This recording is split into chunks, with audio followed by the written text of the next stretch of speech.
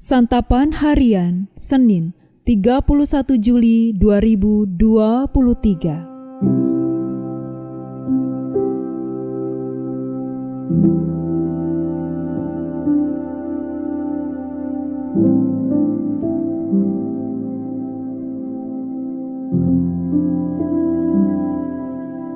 Inilah program Santapan Harian, sebuah program yang mengajak Anda menelusuri isi Alkitab, agar Anda menemukan makna firman Tuhan sesuai dengan konteksnya.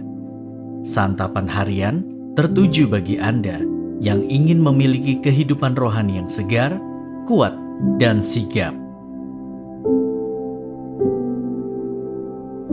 Hari ini kita akan membaca 1 Tawarik pasalnya yang kelima.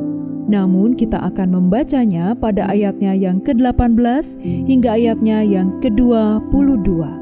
Sebelumnya, mari kita berdoa. Di dalam anugerah kasih-Mu Kristus, kami dengan kerendahan hati siap menerima kebenaran serta keindahan sabda-Mu. Di dalam nama-Mu, Yesus Kristus, kami memohon. Amin. 1 Tawarik 5 ayat 18-22. Dari Bani Ruben, orang Gad, dan setengah suku Manasye ada 44.760 orang yang sanggup berperang. Orang-orang yang tangkas yang dapat memanggul perisai dan pedang dan melentur busur panah yang terlatih dalam bertempur. Mereka itu melakukan perang melawan orang Hagri, Yetur, Nafis, dan Nodab. Mereka mendapat bantuan melawan orang-orang itu, sehingga orang Hagri itu dengan semua orang yang mengikutinya menyerahkan diri ke dalam tangan mereka, sebab mereka telah berseru kepada Allah dalam pertempuran itu. Maka ia mengabulkan permintaan mereka, sebab mereka percaya kepadanya.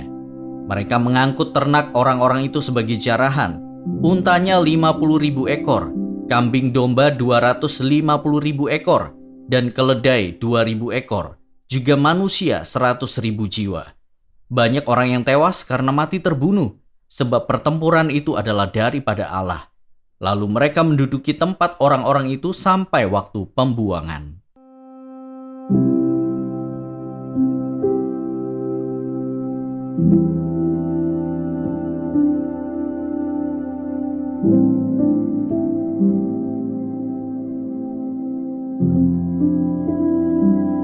Sahabat Santapan Harian, hidup saleh dan melakukan penyembahan yang benar membawa berkat, sedangkan ketidaktaatan dan penyembahan yang salah membawa kutuk. Inilah tema utama bacaan kali ini. Ketika suku Ruben, Gad, dan Manasye taat, Allah memberkati mereka dalam peperangan. Sebaliknya, ketika mereka tidak setia dan mengikuti penyembahan berhala, Allah mengganjar mereka dengan kejatuhan, sehingga mereka terbuang ke Asyur. Pahitnya pembuangan masih segar dalam ingatan bangsa Israel. Mereka kehilangan segala sesuatu. Kerajaan mereka dihancurkan musuh, dan rakyat dibuang sebagai tawanan dan budak ke Babel. Ketidaksetiaan umat dan hukuman Tuhan masih membayangi sampai waktu penulisan kitab 1 Tawarik.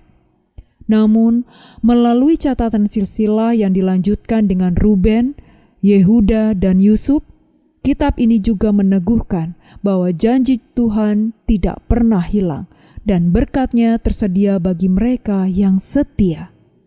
Silsilah suku-suku Israel menyimpan berbagai kisah tentang relasi umat dengan Tuhan yang tidak seluruhnya manis.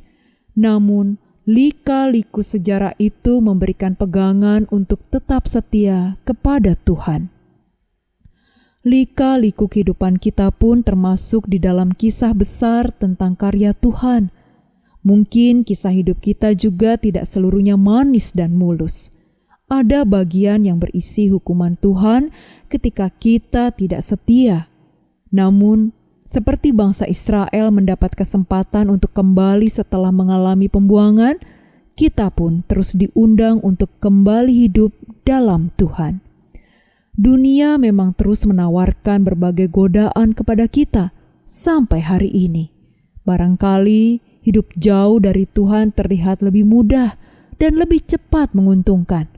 Menghadapi tawaran-tawaran seperti itu, kita bisa gagal dan meninggalkan Tuhan. Namun, setiap hari juga membuka kemungkinan baru.